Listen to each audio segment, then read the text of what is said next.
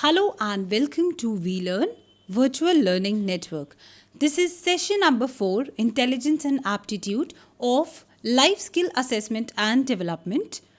Topics covered are intelligence, intelligence and aptitude. So first of all, we'll discuss a little bit about definition of intelligence. Intelligence होता क्या है? Intelligence means the capacity to learn. Intelligence को बहुत different तरीके से define किया जाता है. Intelligence has been defined in many different ways actually, जिसमें we include abilities but they are not limited to abstract thoughts. Understanding हम इसमें लेते हैं, self awareness, communication, reasoning, learning, having emotional knowledge, retaining, planning and problem solving. इस तरीके की सारे inputs हम इंटेलिजेंस में ऐड करते हैं. इंटेलिजेंस को हम कैपेसिटी मान सकते हैं लर्निंग की, कि एक इंसान में कितनी कैपेसिटी है. अगर डिक्शनरी मीनिंग की बात करते हैं, it's the capacity of understanding, ability to perceive and comprehend meaning. कितनी एबिलिटी है हमारे पास उस चीज़ को परसीव करने की, कोई भी चीज़ का मीनिंग कॉम्प्रीहेंड करने की. एक इंसान को हम कब इंटेलिजेंट मानते हैं? The person is called intelligent person if he has the capacity of understanding, he has the ability to perceive and comprehend meaning. A person we can say with good mental capacity we is known as an intelligent person. Intelligent word जो है, it is being taken from, intelligent word is taken from Latin word intelligentia, जो intelligere word से आया है, जिसका meaning to discern और भी किसी कॉम्प्रीहेंड है. लिटरल मीनिंग देखें तो इसका मीनिंग टू डिसर्न और कॉम्प्रीहेंड. इंटेलिजेंस हम देख सकते हैं कि it is being widely studied in humans but has also been observed in animals and plants. Artificial intelligence भी होता है. आर्टिफिशियल इंटेलिजेंस की बात करें, it's the intelligence of machines, और we can say simulation of intelligence in machines. Intelligence कोई बहुत एक ऐसी चीज़ नहीं है जो हम नहीं ला सकते. It is only being describe in 3 different terms. Intelligence एक पर्सन की कैपेसिटी है to acquire knowledge, that is learn and understand, or we can say second thing which it deals with intelligence is apply knowledge. जो acquire की है knowledge, learning and understanding के बाद how we apply it, that is solving problems. जो हमने पिछले sessions में पढ़ा कि प्रॉब्लम सॉल्विंग, क्रिएटिव थिंकिंग, वो इंटेलिजेंस के बेसिस पे ही सब डिपेंड करता है. सो इंटेलिजेंस एक पर्सन की कैपेसिटी है कि वो किस तरीके से नॉलेज को एक्वायर करता है, यानी कि कैसे लर्न करता है, अंडरस्टैंड करता है, and then how he applies that knowledge in solving the problems. Next is engaging in abstract reasoning. Abstract reasoning की जहाँ हमने बात की थी कि किस तरीके से हम रीज़न देते हैं in different terms, rather except the numerical values and numerical reasoning और वर्बल रीजनिंग को हटाकर जो एब्स्ट्रैक्ट रीजनिंग देते हैं, it's engaging in abstract reasoning is also one of the terms which is associated with intelligence. It is the power of one's intellect. As such, is clearly a very important aspect of one's overall well-being. एक इंसान की overall well-being के लिए बहुत ही important aspect माना जाता है. It's a power of one's intellect. Intelligence की हम बात करें तो साइकोलॉजिस्ट ने इस पर बहुत सारे मेजर्स किए हैं for even I think more than a century. They have been attempting to measure it, कितना एक इंसान में इंटेलिजेंस है, how can we measure that intelligence. इसके लिए बहुत सारे अटैम्प्ट्स किए जा रहे हैं. बहुत सारे साइकोलॉजिस्ट जो हैं इस पर रिसर्च कर रहे हैं पिछले कई सालों में, पिछली सेंचुरीज से इनफैक्ट मैं कह सकती हूँ वो रिसर्च चल रही है कि इंटेलिजेंस को हम कैसे मेजर कर सकते हैं. इंटेलिजेंस क्योंकि एक चीज़ से नहीं मिल पाता हमें. इंटेलिजेंस की बात करें तो हमारी understanding, self awareness, reasoning, learning, emotional knowledge, planning, सारे एस्पेक्ट्स हम इसमें कवर करते हैं. तो साइकोलॉजिस्ट ने एक सिंपल सा फॉर्मूला इसके लिए दिया है, इंटेलिजेंस क्वेश्चंट, आप जिसे शायद जानते होंगे, IQ टेस्ट जिसे हम कहते हैं, इंटेलिजेंस क्वेश्चंट. इसे मेजर करने के लिए mental age upon chronological age is equal to mental quotient, इस तरीके का एक फॉर्मूला वो बताते हैं, जिसमें ये बताया जा रहा है कि मेंटल एज को अगर हम क्रोनोलॉजिकल एज से डिवाइड करें तो कितना हमारे पास IQ है वो पता चल जाता है. Now, how it deals with intelligence and aptitude, how they are linked with each other. Intelligence and aptitude की बात करें तो aptitude and intelligence question are related.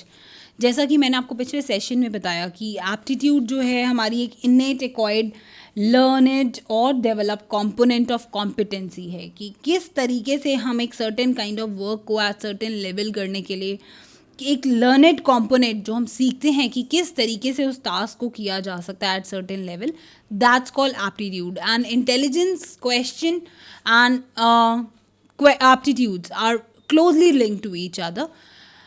यहाँ कुछ बात करते हैं एप्टीट्यूड एंड इंटेलिजेंस क्वेश्चन की are related and in some ways opposite views of human mental ability. यहाँ पर हम देखें तो थोड़ा सा आपको ये बताया जाएगा कि ये दोनों ऑपोजिट हैं. They are the views of human mental ability.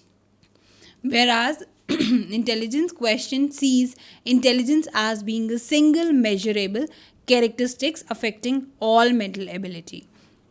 Intelligence question की बात करें तो इंटेलिजेंस को एक सिंगल मेजरेबल करेक्टरिस्टिक लेता है अफेक्टिंग ऑल मेंटल एबिलिटी, हमारी सब तरीके की मेंटल एबिलिटी, जैसे मैंने आपको बताया रीजनिंग हो गई या इमोशनल नॉलेज हो गई, रिटेनिंग, प्लानिंग, सब हमारी मेंटल एबिलिटीज़ को अफेक्ट करता है हमारा इंटेलिजेंस क्वेश्चन. तो इंटेलिजेंस क्वेश्चन जो है वो इंटेलिजेंस को एक सिंगल मेजरेबल करेक्टरिस्टिक मानता है जिसकी वजह से हमारी सारी मेंटल एबिलिटीज़ अफेक्ट होती हैं. वहीं एप्टीट्यूड जो है वो ब्रेक करता है मेंटल एबिलिटी को down into many different characteristics.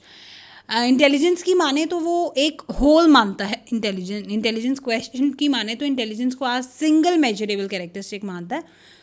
Aptitude की माने तो वो मेंटल एबिलिटी को डिफरेंट कैरेक्टरिस्टिक्स में ब्रेक कर देता है which are suppose to be more और less independent of each other, जो एक दूसरे से आपस में लिंक्ड हैं. जैसे कि मैंने आपको बताया प्रॉब्लम सॉल्विंग हो गया, प्रॉब्लम सॉल्विंग और रीजनिंग आप देख सकते हैं, इमोशनल नॉलेज उसके साथ फिर से लिंक्ड है. तो ये सारे यूनिट्स आपस में अंडरस्टैंडिंग, एब्स्ट्रैक्ट थॉट, ये सब आपस में एक दूसरे से लिंक करते हैं कहीं ना कहीं, which are suppose to be more less independent of each other and they are link to each other. तो दोनों का अपना अपना सोचने का एक नज़रिया है. एप्टीट्यूड में देखें तो वो इन सब मेंटल एबिलिटीज़ को डिफरेंट कैरेक्टर्स मानता है और इनको ये कहता है कि ये सब मोर और लेस इंडिपेंडेंट हैं, इनको किसी की भी ज़रूरत नहीं है. बट इंटेलिजेंस वो ये मानता है कि ये सब, इंटेलिजेंस क्वेश्चन ये मानता है कि ये सब चीज़ें एज सिंगल मेजरेबल कैरेक्टरिस्टिक है जिसकी वजह से हमारी सारी मेंटल एबिलिटीज़ अफेक्ट होती हैं. Little bit more about intelligence and aptitude. US department जो है of labour general learning ability for instance is determined by combining verbal, numerical and spatial aptitude सब टेस्ट. US डिपार्टमेंट जो है general learning ability वो कैसे major करते हैं किसी की, उन्होंने एक टेस्ट रखा है जिसके अंदर वर्बल, न्यूमेरिकल और स्पैटियल एप्टीट्यूड सब टेस्ट हैं जिसके होल एज अ होल आप उसमें पूरे एप्टीट्यूड और इंटेलिजेंस का अंदाज़ा लगाया जा सकता है.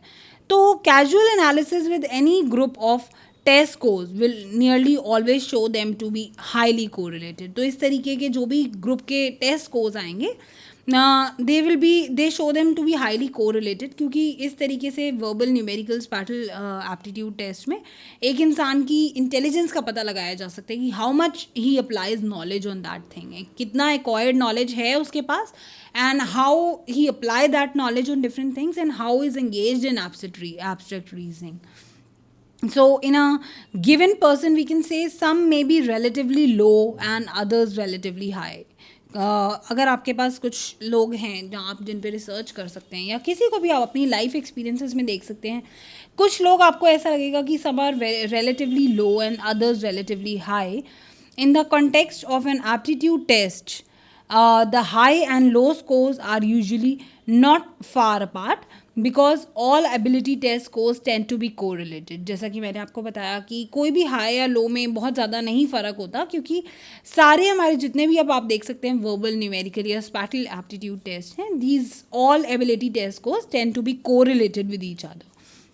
Aptitude is better applied intra-individually to determine what task a given individual is relatively more skilled at performing. Inter-individual aptitude differences are typically not very significant due to IQ differences. तो इस तरीके के इंडिविजुअल जो aptitude की हम बात कर रहे हैं वो इतने ज़्यादा सिग्निफिकेंट नहीं होते हैं, क्योंकि आईक्यू में भी डिफरेंस रहता है. Of course, this assumes individual have not been already pre-screened for IQ through some processes such as SAT scores, GRE SAT में SAT जो आप देखते हैं टेस्ट होते हैं इस टाइप के, GRE scores, finishing medical school, इस टाइप के एप्टीट्यूड टेस्ट से हमारे IQ डिफरेंसेस का पता लगाया जा सकता है. अब थोड़ा सा हम डिस्कस कर लेंगे IQ के बारे में. एक्चुअली IQ होता क्या है. यहाँ पे आप देख सकते हैं कि साइकोलॉजिकल टेस्ट, एक इंसान की इंटेलिजेंस को जानने के लिए किस तरीके के टेस्ट किए जा सकते हैं. ये प्रिंसिपल टाइप्स है साइकोलॉजिकल टेस्ट का. फर्स्ट इज़ इंटेलिजेंस टेस्ट, जो मैं कह रही हूँ इंटेलिजेंस क्वेश्चन जो है, जिसमें इंटेलिजेंस का हमारी टेस्ट लिया जा सकता है. यानी कि ये हमारी जनरल मेंटल एबिलिटी में मैंने आपको बताया कि कितने अलग अलग टर्म्स हम जोड़ लेते हैं उसमें. Self awareness, communication, reasoning, learning, problem solving, retaining, planning, ये सब चीज़ें इंटेलिजेंस के साथ जुड़ी होती हैं. इंटेलिजेंस टेस्ट में हम इसमें जनरल मेंटल एबिलिटी का मेजरमेंट लेते हैं. वहीं एक और टाइप का साइकोलॉजिकल टेस्ट जो हम, ये प्रिंसिपल टाइप्स हैं साइकोलॉजिकल टेस्ट से, जिससे हमारे दिमाग का, हमारे माइंड वर्क कैसे कर रहा है, किस तरीके से कर रहा है, उस चीज़ का अंदाज़ा लगाया जा सकता है. And we can measure the intelligence of that particular person. Aptitude test की बात करें तो एप्टीट्यूड टेस्ट में it assesses talent for specific types of mental ability. Mental ability के भी अलग अलग जो टाइप्स हैं, मतलब मान लीजिए आपका किस चीज़ में टैलेंट है, उस टैलेंट को आपकी मेंटल एबिलिटी के अकॉर्डिंगली टेस्ट किया जाता है. अचीवमेंट टेस्ट की बात करें तो यहाँ पर mastery and knowledge of various subjects, आपको किस पर्टिकुलर एक सब्जेक्ट में जहाँ आपने मास्टरी किस में है, आप इंग्लिश, हिंदी या कोई भी एनी अदर सब्जेक्ट, आर्किटेक्चर हो गया, इंजीनियरिंग हो गया, एनी कोर्सेज और एनी करियर्स में जहाँ पे भी मास्टरी है, नॉलेज है वेरियस सब्जेक्ट्स, वो हम अचीवमेंट टेस्ट के थ्रू, साइकोलॉजिकल टेस्ट से हमारे माइंड में कितना हम रिटेन करते हैं उस चीज़ को लेकर, इस चीज़ का पता चलता है.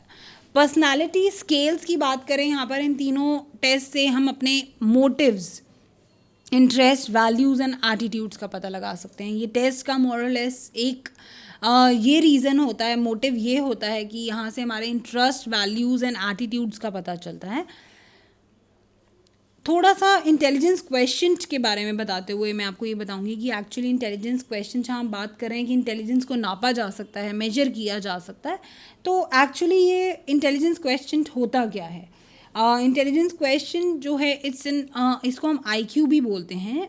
काफ़ी आपने सुना होगा अपने आसपास कि आईक्यू लेवल अच्छा है, आईक्यू लेवल लो है, but they are almost inter related. जैसा मैंने आपको बताया कि they are co related, because इस तरीके का ऑल एबिलिटीज टेस्ट स्कोर्स जो भी आएंगे इस टाइप के टेस्ट में, दे टेंड टू बी को रिलेटेड, क्योंकि aptitude is better applied intra individually to determine what task given individual is relatively more skilled at performing.